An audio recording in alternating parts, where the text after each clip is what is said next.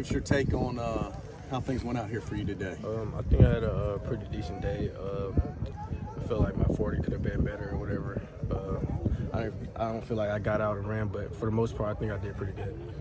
I was talking with the coaches. They said sometimes you're your own worst critic in these deals. How did you keep from kind of getting down on that and just kind of keep going? Just keep pushing like always. Keep my head up.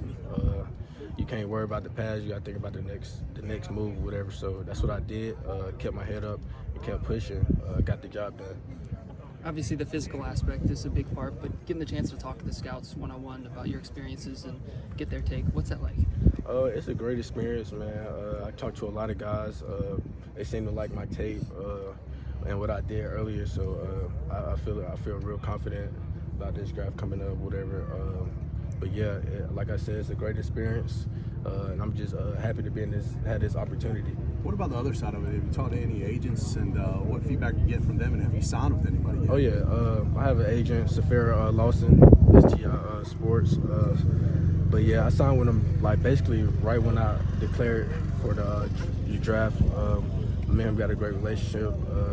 It was a guy I most felt comfortable with, but I had several offers, whatever, with different agencies, but I went with mine. Do you expect to play more in the slot at the next level? Oh yeah, yes sir. Most teams have me listed as the nickel corner. Some of them have me as the corner, but we'll see how it goes. Most of them definitely have me as the slot corner. What's that transition like? Maybe learn to play more on the inside.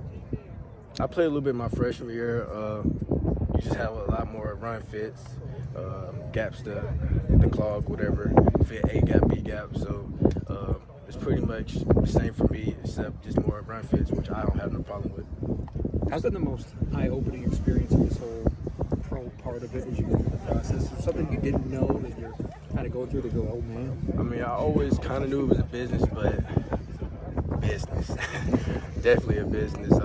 It's a numbers game, whatever.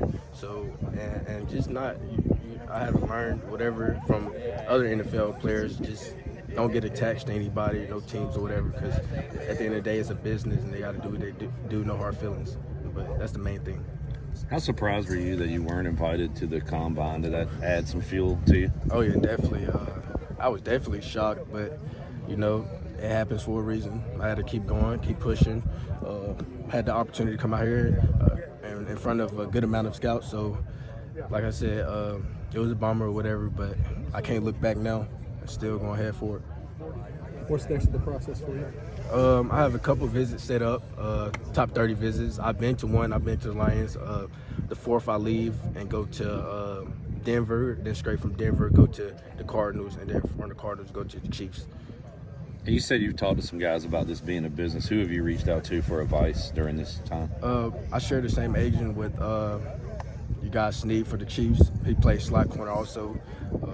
I seen him, I met with him out there in Dallas, but I asked him what was the main difference between the college level and the NFL level is just the business. So that's what he told me. Still happy with the decision to make the hop? Oh yeah, of course. Like I said, this process has been going great for me. Great experience. I just need an opportunity. So I definitely feel as soon as I declared for the draft, it was no looking back. That's what I wanted to do. Yeah, that's what we're gonna get done.